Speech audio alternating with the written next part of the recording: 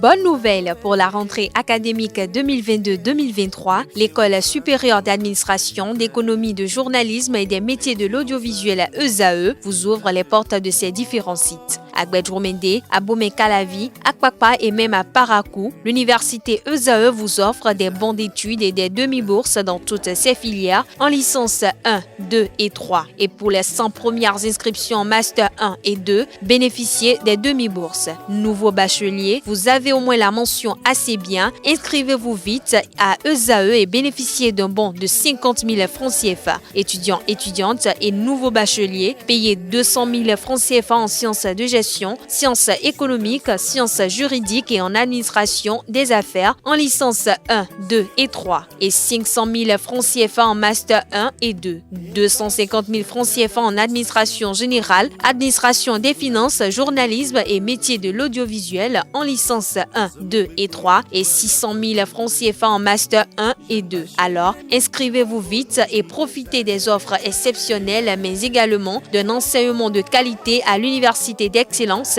ESAE. Infoline 90 93 65 21 ou le 98 98 14 00.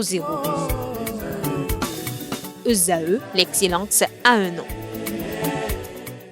À toutes et à tous, bonjour. Pour le compte de leur troisième stage de préparation pour la CAN U20 Égypte 2023, le sélectionneur Mathias Degueno et son groupe ont choisi le pays de Nelson Mandela pour titiller le haut niveau. Ils ont quitté Cotonou au départ de l'aéroport international Cardinal Bernardin Ganti à bord d'un vol régulier de la compagnie Ethiopian Airlines. Ils ont rallié Johannesburg au petit matin de ce jeudi 22 décembre aux environs de 4 heures locales après une escale à Addis Abeba. La délégation est composée de 24 joueurs et de tous les membres du staff. Les 2 joueurs qui manquent à l'appel, notamment Dava Agossa David et Jankpata Khalil, rejoindront le groupe à Johannesburg. La première séance d'entraînement en terre sud-africaine est prévue pour cet après-midi à 16h heure locale, soit 15h à Cotonou.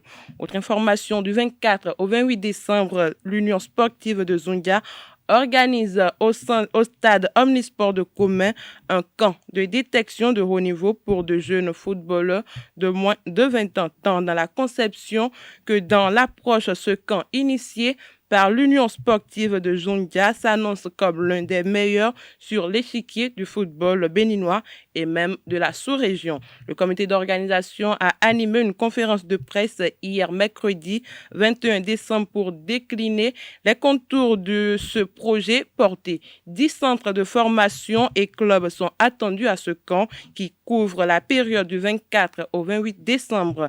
La liste des joueurs retenus lors des séances de détection sera rendue publique le 28 décembre et les formalités vont s'en suivre.